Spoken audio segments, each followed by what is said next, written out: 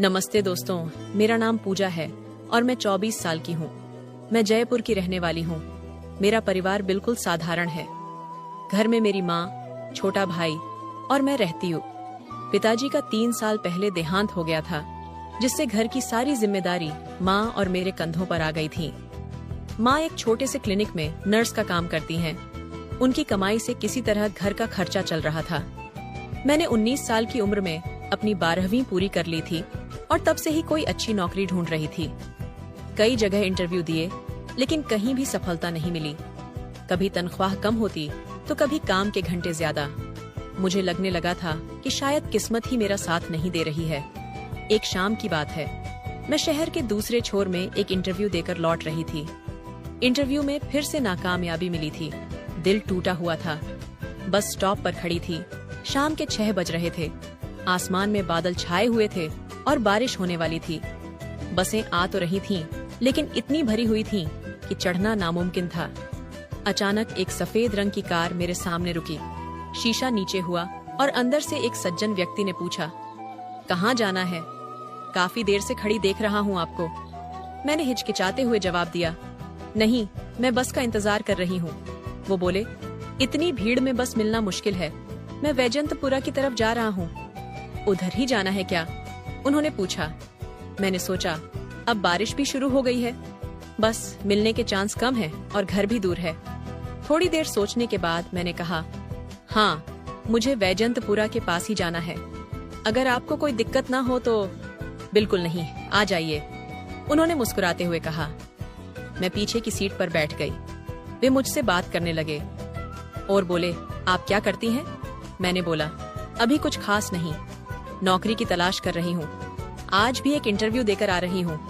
और कैसा रहा इंटरव्यू? उन्होंने पूछा। मैं बोली, अच्छा नहीं रहा। क्योंकि वे बोल रहे थे कि अनुभव की कमी है। फिर वे बोले, ओह, ये तो हर नए उम्मीदवार की समस्या होती है। अनुभव कहाँ से लाए, जब कोई काम ही न दे। रास्ते भर हम बातें करते रहे। मैंने उन्हें अपने परिवार के बारे में बताया, अपनी पढ़ाई के बारे में, और यह भी कि कैसे मुझे नौकरी की सख्त जरूरत है। उन्होंने ध्यान से सुना और मेरी बात समझी। जब मेरा घर आया, मैंने उन्हें रुकने के लिए कहा। उतरते समय मैंने धन्यवाद दिया। वे कुछ देर रुके और फिर अपनी जेब से एक कार्ड निकाला। ये मेरा बिजनेस कार्ड है। मैं राज शर्मा, एक IT कंपनी का मालिक हूँ। अगर आपको इंटरेस्ट हो तो कल सुबह मिलिए मेरे ऑफिस में। हमें एक फ्रंट डेस्क असिस्टेंट की जरूरत है। शायद हम आपकी मदद कर सकें। उन्होंने मुस्कुराते हुए कहा। मैंने कार्ड लिया, एक बार फिर धन्यवाद दिया और अंदर चली गई। घर में माँ चिंतित थीं कि मैं इतनी देर से क्यों आई। मैंने उन्हें सारा किस्सा सुनाया और वह कार्ड दिखाया। माँ थोड़ी चिंतित हुईं। अजनबी पर भरोसा करना ठीक नहीं होता बेटा, वे बोलीं। रात को मैंने वह कार्ड फिर से देखा। Raj Sharma, CEO, innovative tech solutions. एक बड़ी कंपनी लग रही थी। मैंने इंटरनेट पर सर्च किया तो पता चला कि यह वाकई में एक अच्छी कंपनी है। मैंने तय किया कि अगले दिन जाकर देखूंगी। क्या पता किस्मत साथ दे जाए। अगली सुबह मैंने अपने सबसे अच्छे कपड़े पहने, थोड़ा मेकअप किया और ऑफिस के लिए निकल पड़ी। कार्ड पर जो पता था वहां पहुंची तो मैं हैरान रह गई। एक बहुत ही बड़ी और शानदार इमारत थी। मैंने रिसेप्शन पर जाकर राज सर से मिलने की बात कही और अपना नाम बताया। रिसेप्शनिस्ट ने मुझे 5वीं मंजिल पर जाने को कहा। मैं लिफ्ट से ऊपर गई और उनके केबिन के बाहर पहुंची। दिल धड़क रहा था। धीरे से दरवाजे पर दस्तक दी तो अंदर से आवाज आई, कम इन। मैं अंदर गई तो राज सर डेस्क पर कुछ फाइल्स देख रहे थे। मुझे देखकर वे मुस्कुराए। अरे पूजा, आ गई आप? बैठिए बैठिए। उन्होंने मुझे इशारा करके एक कुर्सी पर बैठने को कहा। मुझे थोड़ा अजीब लगा कि वे मेरा नाम याद रख पाए। फिर मैंने सोचा कि शायद रिसेप्शनिस्ट ने उन्हें बता दिया होगा। तो पूजा, आपने अपनी पढ़ाई के बारे में बताया था। क्या आप कंप्यूटर पर काम कर सकती हैं?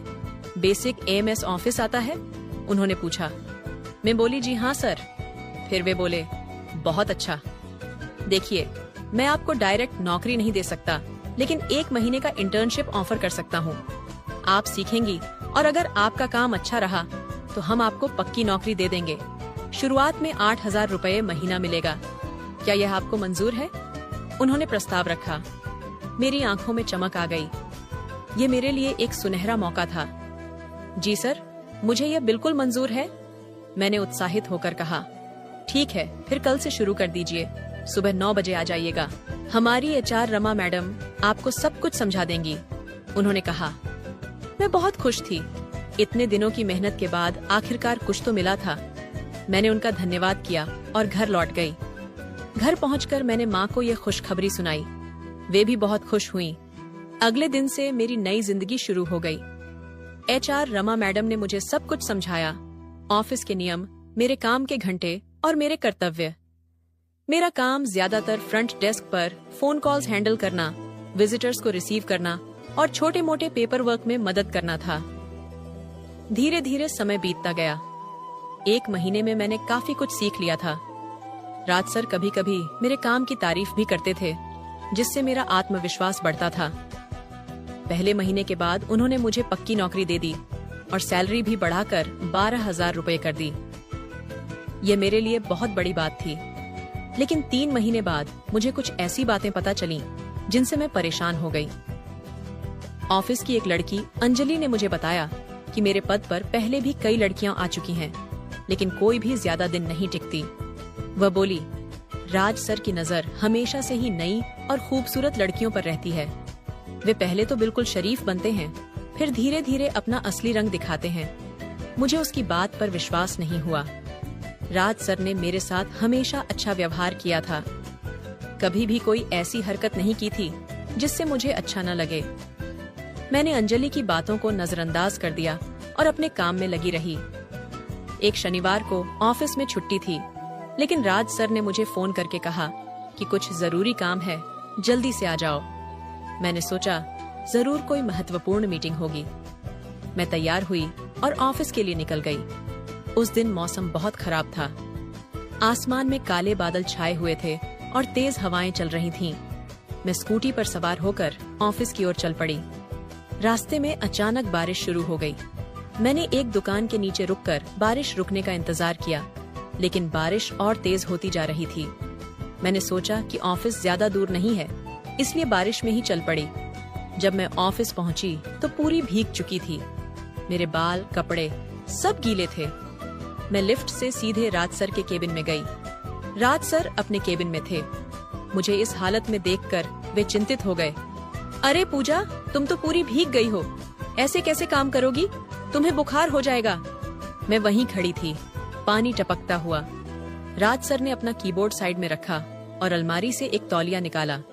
ये लो, रेस्ट रूम में जाकर सर सुखा लो। मैंने तौलिया लिया और रेस्ट रूम में चली गई। मेरे कपड़े पूरी तरह भीगे हुए थे। मैंने अपने बाल सुखाए और थोड़ा ठीक किया, लेकिन कपड़े तो गीले ही थे। रेस्ट रूम से निकली तो देखा ऑफिस में सिर्फ राज सर और मैं ही थे। सर बोले, अंदर जो गेस्ट रूम है वहाँ गर्म हवा वाला पंखा है, अगर चाहो तो वहाँ जाकर कपड़े थोड़े सुखा सकती हो। मैं गेस्ट रूम में गई। वहाँ एक गर्म हवा वाला हीटर था। मैंने उसे चालू किया और अपने कपड़ों को फैलाया ताकि वे जल्दी सूख जाएं। मैंने अपनी शर्ट उतारी और सिर्फ तौलिया ऊपर लपेट लिया। शर्ट को हीटर के सामने टांग दिया। मैं वहीं बैठी अपने कपड़ों के सूखने का इंतजार कर रही थी। अचानक दरवाजे पर दस्तक हुई। मैं घबरा गई। पूजा, मैं हूँ। एक इम्पोर्टेंट फाइल अंदर रखी है, मुझे जरूरत है। राज सर की आवाज थी। मैंने तौलिया अच्छे से लपेटा और दरवाजा खोला। राज सर ने मुझे नीचे से ऊपर तक देखा। उनकी नजरों में कुछ अजीब सा था, जिससे मुझे असहज महसूस हुआ। मैं नजरें झुकाए खड़ी रही। वे अंदर आए और अलमारी से एक फाइल निकाली। जाते समय वे मेरे सूखते कपड़ों को देखते रहे, फिर बोले, कपड़े सूखने में समय लगेगा, हमें काम भी करना है। तौलिया लपेट कर ही आ जाओ केबिन में, यहाँ कोई नहीं है देखने वाला। मेरा दिल धड़कने लगा, पर मैं क्या करती? मीटिंग की तैयारी करनी थी। बड़ी हिचकिचाहट के साथ मैं तौलिया लपेटकर बाहर आई और उनके केबिन में गई। राज सर सोफे पर बैठे थे, लैपटॉप खोले हुए। उन्होंने बिना मेरी तरफ देखे कहा, इधर आओ और बैठ जाओ, हमें प्रेजेंटेशन बनाना है। मैं धीरे से उनके बगल में बैठी और लैपटॉप की स्क्रीन देखने लगी। मैं बार बार तौलिए को ठीक कर रही थी, कहीं वह खुल न जाए। मेरा सारा ध्यान प्रेजेंटेशन की बजाय तौलिए पर था। फिर अचानक राज सर की टांग मेरी टांग से छू गई। शरीर में जैसे बिजली दौड़ गई, पर मैं हिली भी नहीं। मेरी चुप्पी को शायद उन्होंने अपनी जीत समझा, क्योंकि अगले ही पल वे और भी पास सरक आए। मेरे अंदर एक अजीब सा कंपन होने लगा, डर, बेचैनी और कुछ अनजाना सा एहसास जिसे मैं समझ नहीं पा रही थी। करीब आधे घंटे तक प्रेजेंटेशन पर काम करने के बाद राज सर ने अपना लैपटॉप बंद किया और मुस्कुराते हुए कहा, आज तो सिर्फ हम ही हैं कंपनी में। कुछ पीने का मन है? क्यों न तुम कैंटीन से कॉफी बना लाओ।